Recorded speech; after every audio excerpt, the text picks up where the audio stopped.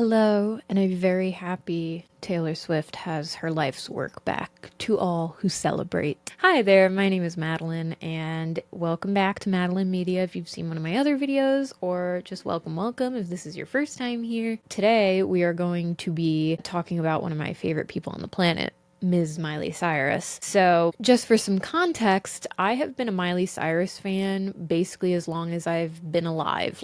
I am obsessed with her, but always have been.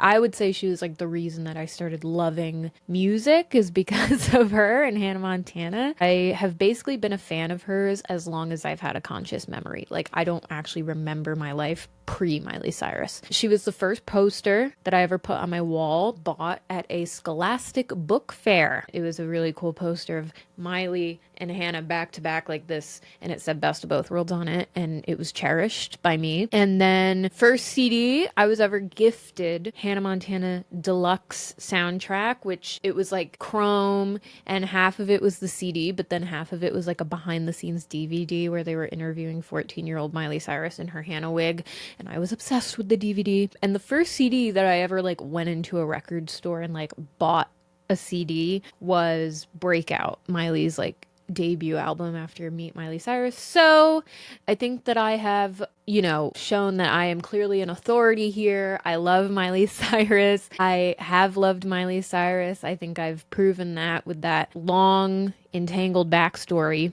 I will say in middle school, I bet a bunch of you can relate, defending Miley with the fervor of someone twice my age and 10 times more PR experience than I had with the parents of America, including my own mother, who was not pleased with her at that time. I was in the trenches, online, in person, defending Miley, parsing the tabloid rumors, framing my arguments as to why the Bangerz era was not a meltdown, but a reinvention. And then I ended up being right.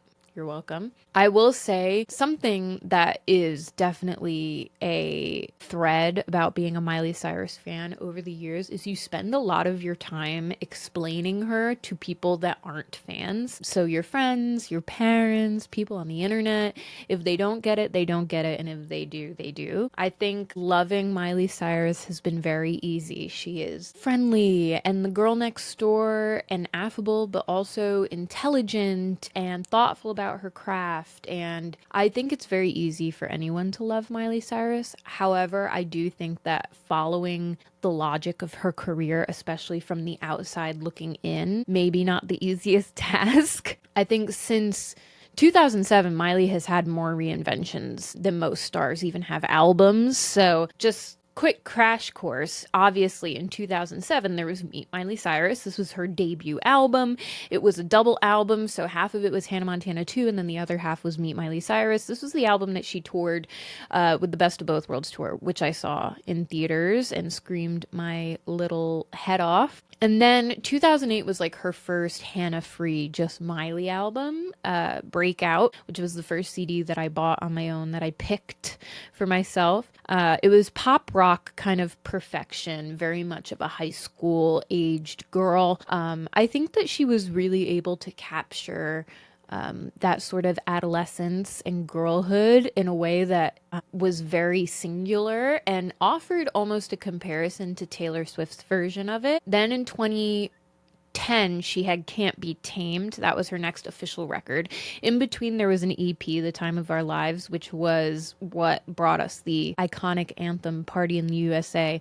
But I don't really include it because it's not a full album, A. And also, B, Miley has said herself that she was basically forced to do that EP in order to promote her Miley Cyrus and Max Azria clothing line with Walmart. And she wasn't really ready to release new music at that time. So I'm just going to skip over to Can't Be Tamed. That was really when the rebellion began. That was like really edgy visuals, darker lyrics. I think if anybody had been paying attention to the Can't Be Tamed era, then they wouldn't have been so surprised when Bangerz happened, because she was already being pretty risque and pretty different from, from Disney Channel, at least. Obviously, though, the most iconic era of them all, 2013, Bangerz, the wrecking ball heard around the world, shall we say. It was tongue out, twerk workup, chaos, completely redefined her image, but also I think redefined pop culture at large. There's not a moment bigger, I think, maybe in the past 10 years of pop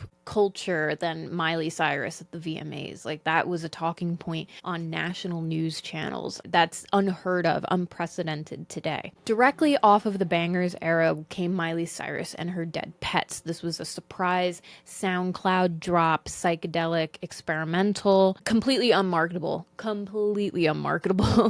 but very personal, and I think has some of Miley's best written songs of all time. 2017, the album That Shall Not Be Spoken, Younger Now. This was a return to her Nashville roots. It was her country album, and she had a lot of retro aesthetics here. I think this was a complete misfire because it was just everything that does not define Miley as both a public persona and as an artist. Then in 2020, the pandemic album Plastic Hearts. It was her rock star era, very glam rock vibes, leather clad, very Joan Jett influenced. And Joan Jett is somebody who Miley has said that she has admired and been influenced by since she was like on Hannah Montana. It was also a pretty critically acclaimed album. The critics really liked that one. And then in 2023 came Endless Summer Vacation. This was the most adult and sort of restrained that we had seen her. It was sleek, it was subtle. She ended up winning a Grammy, obviously, for Flowers, which became a massive breakout hit, probably her biggest hit that she's had since like Wrecking Ball. So that was super exciting. And now we are here at the weekend of the release of Something Beautiful, which is her new fully visual, she's calling it like a rock opera album, and I already have my tickets to go see it in theaters when it comes out here in New York, and I've listened to the whole album, and I have thoughts. I will say, just to round it out, each one of these albums could like be a career in and of itself. But for Miley, they're just chapters. I feel like maybe part of the reason why there's a disconnect between Miley and the general public is because the narrative never quite holds together. So this video is just going to be about me as a massive Miley super fan, looking at her career, looking at her assets, and being like, what could we do to make Miley connect better with the general public and get her artistry out there? So this is what I would do if Miley fired her entire team and hired me. If I had complete control over Miley Cyrus's career, this is exactly what I would do. Career doctor to make Miley Cyrus the biggest star in the world. First of all, I would say we have to start with a diagnosis. We can't come up with a solution until we know the problem. So first of all, I would say she's a paradox. Everyone knows Miley Cyrus is sort of unknowable. She's both ubiquitous and elusive. She's recognizable, but she's difficult to define. She's a former Disney Channel star and a boundary-pushing pop provocateur. In her music, she's obviously released country ballads and psychedelic rock experiments, trap-infused club bangers, Hello 23, stripped back, emotionally raw ballads, and all under the same name, often with just a few years in between them. And for fans like myself, this variety is the point. I really admire Miley's versatility as an artist, and because I feel so connected to her, it's always exciting to see what she'll do next.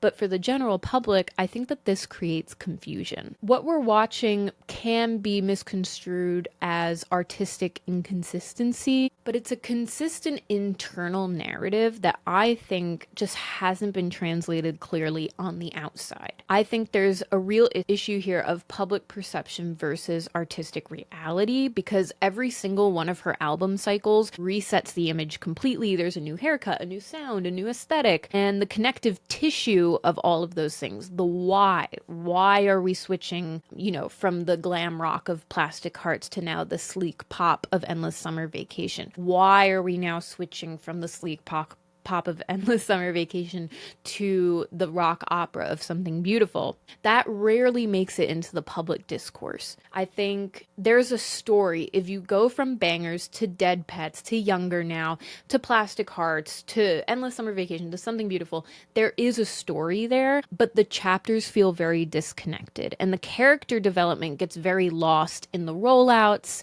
in how she presents it, how her team presents it. And I think this leads to a misdiagnosis of Miley fatigue. Some people think Miley, the general public is just over her. She's been famous for so long. People are done with Miley. What I think it is not Miley fatigue so much as Miley confusion. I think that Miley Cyrus has the it quality of a superstar that cannot be recreated, and any move that she makes is going to be news. And I think people actually are super duper interested in her life, her journey. Even people that now feel disconnected from her grew up with her, right? Like the majority of people my age have her to thank for our discovery of our own musical identities. And so it's not that people are tired of her. I think they're just not sure who she is anymore, or if she even wants them to know who she is. And since the Plastic Hearts era, I will say that something else has shifted. She's done minimal fan engagement, which I think has had this adverse effect of feeling like she has minimal ownership over the work she makes. Back in the early 2010s, Miley was incredibly online. She was goofy, she was messy, she was raw. And as she's matured, and understandably, she's protecting her peace, which I totally respect, but her public presence has definitely grown more curated and more distant. I don't think that this is even necessarily Miley specific. I've definitely seen this as an overall trend in the pop space. The irony of this, however, is that she is obviously more involved than ever in her creative process. She definitely has more creative control on a project like Something Beautiful than she ever did on something like the Time of Our Lives EP with Party in the USA. However, I would say from the outside, it doesn't feel that way. And in the era of parasocial marketing and behind the scenes access, this abstraction is not going to cut it, especially for a generation that is raised on eras, raised on social media, raised on immediate connection and elaborate pop timelines and narratives. So that is my diagnosis of the disconnect. However, there can't be problems without solutions. So what would I do to fix it if I were on Miley's management team? Well, the first thing that I would do is I would say it's not about forcing Miley into a mold, because that would ruin the whole point of Miley Cyrus. It's about giving her already existing legacy the framing that it deserves. So I would say we need to help the public understand the intentionality behind all of the decisions that she's making, and what can be kind of viewed as chaotic is actually a series of deliberative choices that are marking her own personal and professional journey. Reclaiming the narrative not just from tabloids, but from the silence that she has been under seemingly since 2020. So yeah, if that makes sense, here's what I do. First of all, we need to control the narrative. And I know I sound like Olivia Pope right now unintentionally, but what I mean by that is more so that Miley doesn't need another rebrand. I think she just needs a microphone and a place to discuss her own work on her own terms. So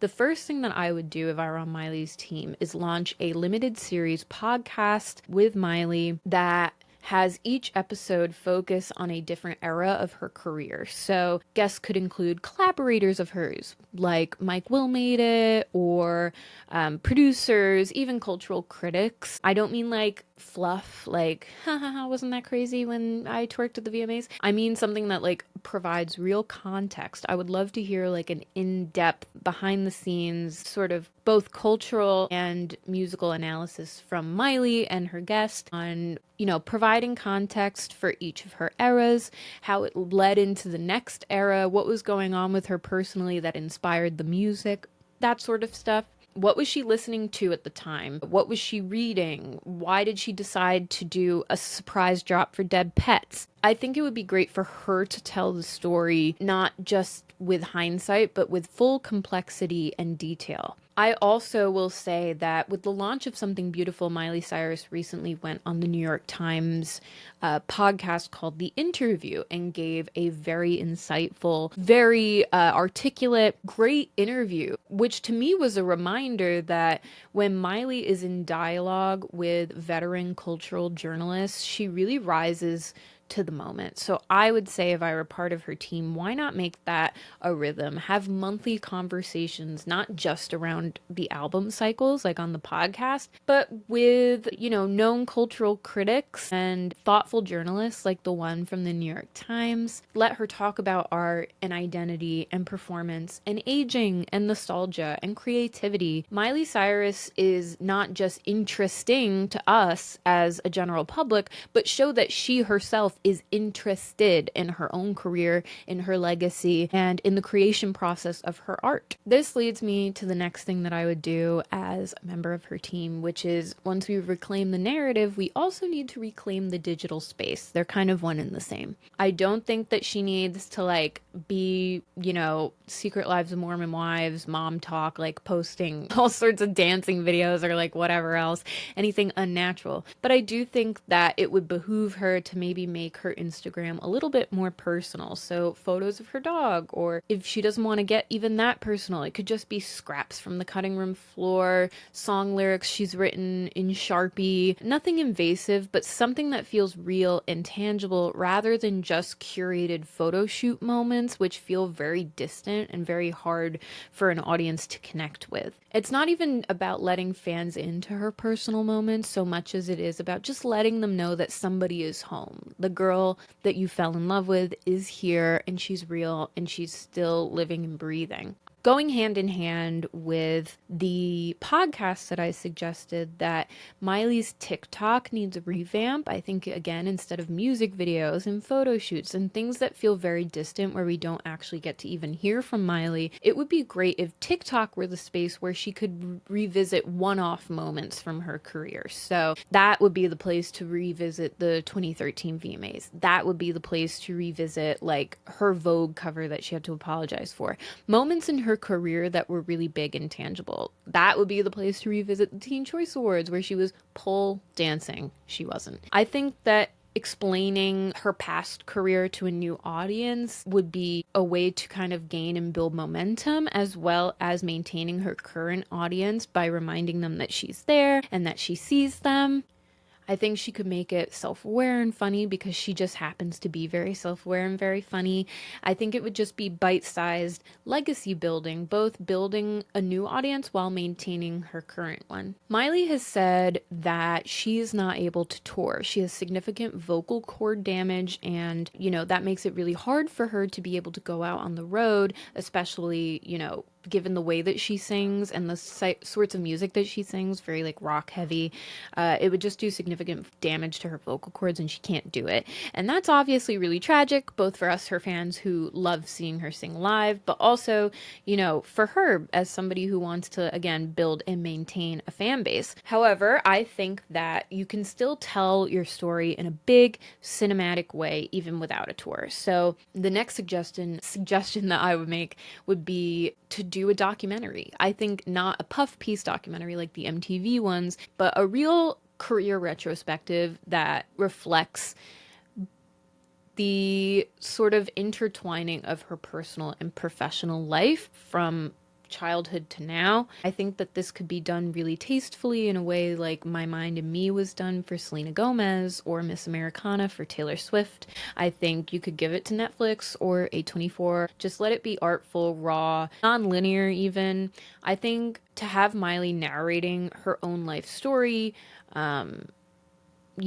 telling us about the different eras, letting her revise her own myth in real time would help her to, again, build and maintain that audience. Finally, I've spoken a lot in this video about legacy. I think Miley is one of those rare artists who at a super young age has a real legacy and has a lot of flowers, no pun intended, gets a lot of respect from other artists. I think now that she's gotten those flowers, it's time to really let them bloom. So I think leaning into her legacy a little bit more is definitely some advice that I give. Not, as a joke or as a costume, but do something for the Hannah Montana big anniversaries. It's a cultural moment. It's still a reference point for everybody today.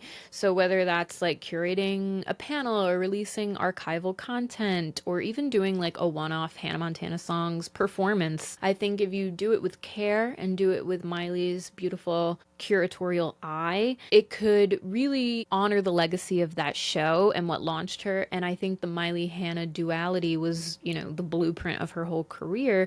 It's time to really honor that. I also think that if I were her team, if I were doing something that had none of Miley's involvement, if I were just doing something under the table to like get us back on track, I would perhaps encourage critics who have been critical of Miley in the past to kind of pitch long form reappraisals of their past work. So people who were critical of her maybe in the Bangerz era to now contextualize that and re-review that entire era with what we know now about the artists that she would grow into. I think that that would be, you know, a really great way both to solidify her status in the music industry, but also to give her the intellectualization that I think her artistry warrants, but maybe wasn't always given because she came from that Disney Channel background. Ultimately, you know, Miley Cyrus is not a brand. She is not an algorithm, which is why I think it's hard for her to find her place in today's,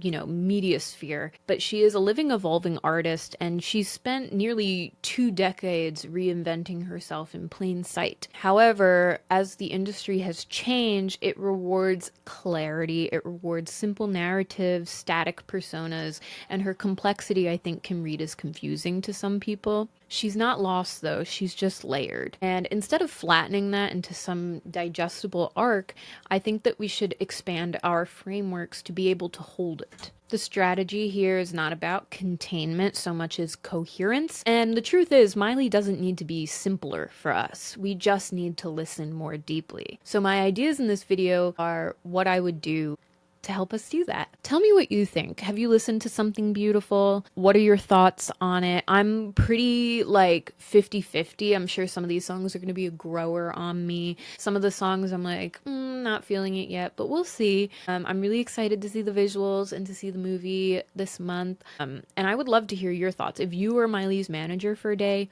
what would you do? Like, what ideas would you have? I said the podcast, the documentary, the TikTok series, and, you know, the artistic long form pieces from critics. These are just some of my ideas, but I want to hear your ideas because I'm sure they're gonna blow my mind and be even better than mine. So if you do have any ideas, please drop them in the comments and let me know what you think of Miley's career, like what she should do next, because I feel like there's a lot of talent there and a lot of opportunity that's just being plundered. It's being wasted. So I'm wishing the best for Miley. I always will love her and I always want the best for her, but I need her to like focus up. Tell me what you think in the comments, and I can't wait for all of you to respond to this video.